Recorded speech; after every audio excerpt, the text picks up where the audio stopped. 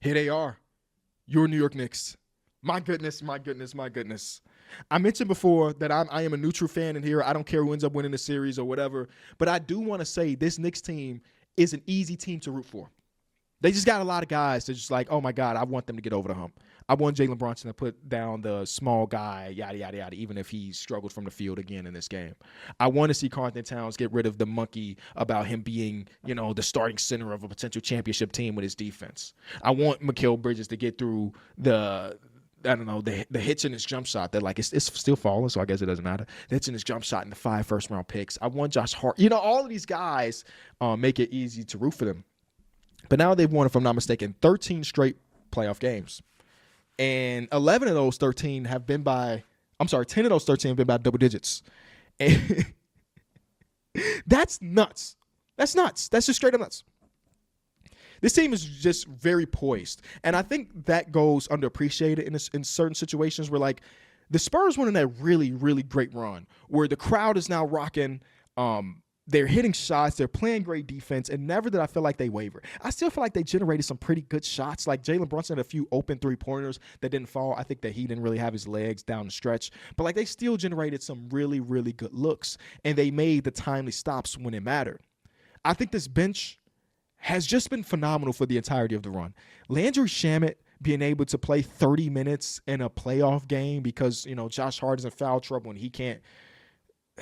He went from a hero in game number 1 to, like, my goodness, I don't want to see Josh Hart play right now. But that's the give and take of what Josh Hart is. Landry Shamet making all these shots and great defensive rotations. There was a stretch in this game where Karl-Anthony Towns picked up his 4th foul.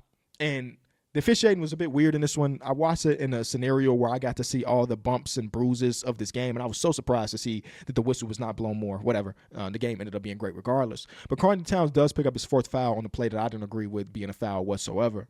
So he has to go to the bench. And it also happened to be the time where Jalen Brunson had to go to the bench as well. So the Knicks are running a lineup with basically Mikal Bridges and 4 bench players. It's Mikal, it's Mitch, it's Landry, it's Miles, and it's Jose, a very small guard-centric lineup.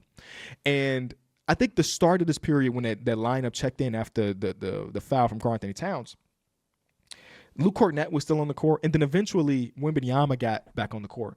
And even with all of that, with no Jalen Brunson, no OG Anunoby, no Karl-Anthony Towns, that unit that I just read to you, that Knicks unit with Mikal Bridges and a bunch of role players and bench players, that unit won their minutes. And I thought in my mind, again, not recognizing that the Spurs were about to go on a run in this 4th quarter, in my mind, in real time, I said, oh, they just won this game. Because that is the moment of time where the Spurs should have been able to put their foot on the gas a little bit, get into this lead, and even it all up, but they weren't able to. And I think a lot of that goes to Mikal Bridges, who, like we mentioned, there are times in this postseason where he had literally 0 points. There are times in this postseason where he couldn't close the game. That first round versus the Atlanta Hawks was a really rough one from our boy Mikal Bridges. But he kept his head down. He continued to work. And it got to the point where now in this game 2 of the playoffs, he was the second most important player for this?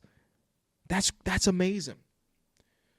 I still can't believe that he's shooting that ball with that hitch in his jumper and still getting it off fast enough to get over a Wembanyama closeout or Julian Champagnie closeout, but damn it, he's been able to do it. And not to mention his defense, it may not be Mikal jail like it was 3 to 4 years ago, but it has been still pretty amazing. The star of this game, though, is Karl-Anthony Towns. The first half that Karl-Anthony Towns played in game number 2 was one of the best halves I've seen him play in the history of his life. And I think that goes to both ends of the floor, the steadiness that you got from Mr. Towns on both sides of the court. Where, game 1, I think he opened up the game beating Wembanyama off the dribble and get into the basket a few different times. That was huge. And I do think that Wembanyama in this game was playing him a little bit more off until we got to the second half. And I don't know if that was a Mitch Johnson decision. And Karl-Anthony Towns wasn't as effective as a scorer in the second half. And I think most of that is because of his foul trouble.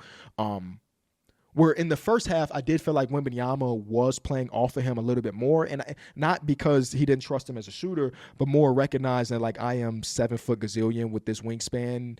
If I should be able to play the drive a little bit and still be able to close out. But then the second half came around, and it did feel like he was face guarding Cat a lot more than I anticipated. I think even RJ mentioned it on the broadcast that like I don't even know if Wembanyama should be playing that high. Anyway. Karl-Anthony Towns is just straight up phenomenal. And this is not just like the first 2 games of the series. This has been the entirety of the postseason where I made the point at the end of the season, and though I didn't ultimately put him on my All-NBA team, I made the point that, like, whether it be because of all the injuries that is going on in the NBA, that Karl-Anthony Towns does have a legitimate chance to make All-NBA, or have a legitimate case, if you will, to make All-NBA. And that was even with the start of the season looking a bit weird. And I think it has to be praised that Karl-Anthony Towns has gone from a guy that can average 26 points per game in a season to playing the role that he is now and not falling off his impact, even without the scoring being what it was. Some of the passes Karl-Anthony Towns made in this game made you say, my goodness, is that Karl-Anthony Jokic? Some of the defense that Karl-Anthony Towns played in this game said, oh my goodness, is that Karl-Anthony Elijah Wan? Okay, you're not getting blocks like Elijah Wan, but you get what I'm saying, damn it. I think Wembanyama's having a really rough time figuring out the Karl-Anthony Towns' defense. I think part of that is Karl's playing with this level of physicality that is maybe greater than what Wembanyama saw in the bulks of his previous series. I think Karl-Anthony Towns, with them big-ass size 24, still finds a way to be maybe a little bit more lateral than we give him credit for on the defensive side. And I think a lot of the bad defensive Karl-Anthony Towns seasons and series that we've seen starts up top. Whether him not being locked in or, you know, them relying on him maybe more than they should because of the exterior parts weren't great defensively. But now I just feel like Karl-Anthony Towns is really here. And when you hear him talk after game one about, you know, the presence of his late mother being there, I feel like that is the mental aspect of the game. We're finding peace, if you will, on that court. And he's giving a lot of credit to his mom, which is like such a beautiful story, grand scheme. Now the Knicks get to go home. And the crowd is going to be, my goodness. Again, being at game number one, I got to see how many Knicks fans were at that game. As we hop out of our Uber to go to our seats, there's 3 full buses, like full tour buses full of Knicks fans that are being chartered in.